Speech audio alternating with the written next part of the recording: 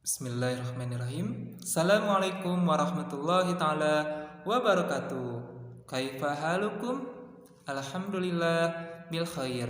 Innal hamdalillah wassalatu wassalamu ala Rasulillah wala haula wala quwata illa billah amma ba'du.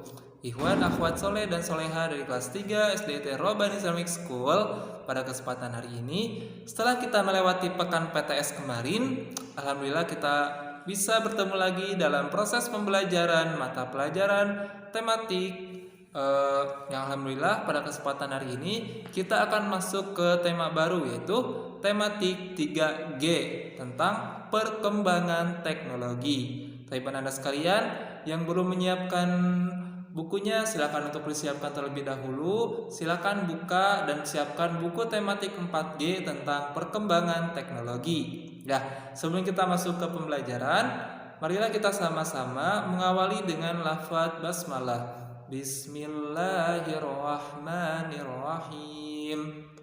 Baik, silakan Anda buka subtema 1 ya, halaman 3, berbicara tentang atau membahas tentang perkembangan teknologi produksi pangan. Nah, kira-kira apa itu pangan? Anda ada yang tahu apa itu pangan? Dalam kehidupan kita itu ada beberapa kebutuhan, ada sandang, ada pangan, dan juga ada papan. Nah, berbicara tentang pangan ya, bahan makanan dibutuhkan atau sangat dibutuhkan oleh manusia dalam kehidupan sehari-hari. Karena untuk kita bisa memulai aktivitas, untuk kita bisa beraktivitas sesuai dengan kebiasaan kita masing-masing, tentu kita membutuhkan suatu energi dalam kehidupan kita atau dalam diri kita yang berupa pangan. Nah, pangan ini dalam perkembangan zaman itu seiring dengan perkembangan teknologi yang bisa ditemukan dan dikembangkan oleh manusia dan berimbas pada pangan, maka teknologi pangan ini bisa sangat berpengaruh dalam kehidupan sehari-hari kita, terutama dalam produksi makanan. Contohnya apa? Contohnya pengawetan, pengemasan, dan juga penyimpanan. Nah, 3 macam ini itu dikembangkan atau disebabkan karena adanya teknologi. Contoh, penyimpanan. Tentu kita untuk menyimpan makanan yang bisa bertahan dengan waktu yang lama, kita membutuhkan suatu penyimpanan yang bisa mendukung tersebut. Contohnya adalah kulkas, freezer, dan sebagainya. Itu merupakan alat-alat teknologi yang ditemukan oleh manusia yang sangat berguna untuk menyimpan pangan. Lalu yang kedua ada pengawetan. Nah, pengawetan ini berkaitan dengan bahan-bahan kimia yang sangat aman yang bisa digunakan untuk mengawetkan suatu makanan ya, ataupun bahan-bahan kimia yang digunakan untuk mengawetkan pakaian seperti itu dan sebagainya. Itu merupakan penemuan-penemuan teknologi yang bisa untuk mengawetkan suatu bahan pangan.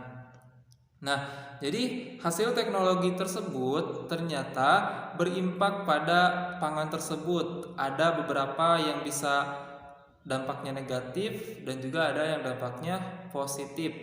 Nah, tentu dalam kegiatan atau dengan adanya penemuan teknologi ini terhadap pangan seperti kulkas, kompor, dan sebagainya, itu tentu memudahkan kita dalam mengolah pangan. Ya, contohnya untuk kita bisa membuat nasi, tentu ada suatu beras yang harus kita olah. Nah, beras ini dengan adanya teknologi berupa Magicom dan sebagainya itu bisa memudahkan kita untuk menghasilkan beras dari nasi. Nah, itu ya contoh-contoh dari kegunaan teknologi pangan dalam kehidupan sehari-hari kita. Atau contoh yang lain seperti tadi Ustadz sebutkan kulkas ya. Kulkas ini digunakan untuk menyimpan makanan hingga bisa bertahan lama. Contohnya makanan tempe, tahu, dan sebagainya. Nah, berbicara tentang teknologi pangan, Anda bisa lihat di halaman 7 ya.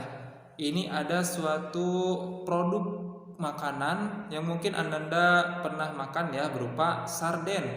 Apa itu sarden? Nah, ternyata sarden ini adalah bentuk olahan ikan kaleng. Nah, ikan itu merupakan suatu bagian dari bahan pangan yang mudah atau sangat sering kali terkena busuk ya. Jadi ketika kita tidak pandai mengolah ikan atau tidak pandai menyimpan ikan, maka itu akan sangat mudah busuk. Oleh karena itu, ikan diolah menjadi berbagai jenis makanan yang tahan lama. Contohnya adalah mengemas ikan dalam bentuk kaleng yang disebut dengan sarden.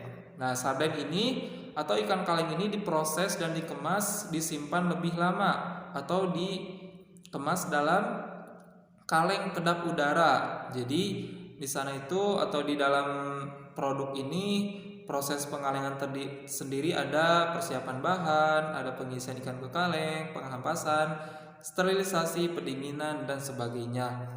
Nah, itulah merupakan suatu contoh dari adanya teknologi pangan sehingga kita bisa memvariasikan olahan ikan yang ada di kehidupan kita atau yang bagian dari sumber daya alam. Seperti itu ya anak-anak sekalian. Jadi di subtema ini kita membahas atau menjurus tentang teknologi pangan. Ya, ada ikan, ada nasi, ada jagung, ada kedelai dan sebagainya seperti itu. Nah, bisa Anda lihat di halaman 12 itu tentang teknologi pangan pengolahan buah.